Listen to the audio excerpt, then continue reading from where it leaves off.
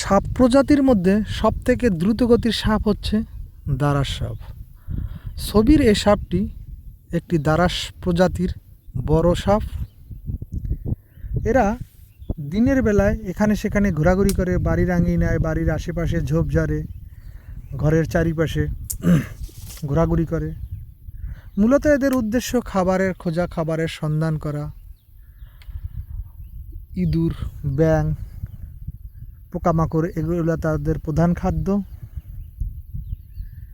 কিন্তু হঠাৎ করে যদি এই সাপটি আপনার কাছে চলে আসে তখন কি করবেন?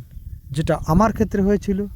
আমি প্রথমে ভয় পেয়েছি ঠিকই, তারপরও সাপ তো ভয় পাওয়ারই কথা।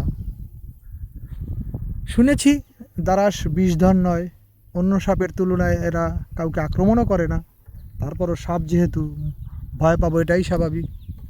একটা পর্যায়ে একে বাড়ির বাহিরে বের করার চেষ্টা করতে করতে একসময় বাড়ির বাহিরে বের করতে সক্ষম হই, চলে যায়। মূলত দারাস দ্রুতগতির সাপ হলেও এর ক্ষেত্রে একটু ব্যতিক্রম দেখেছি। মনে হয়েছে ও খুবই অসুস্থ, অথবা ও খোলস বদলিয়েছে, যার কারণে ও চলাচলে খুবই আস্তে আস্তে করছিল, যেটা দারাসের মতো মনে হয়নি। কিন্তু দারাস এতই দ্রুত চলে, আমি আগেও দেখেছি দারাস খুব দ্রুত চলাচল করে, এর ক্ষেত্রে একটু ভিন্ন ছিল।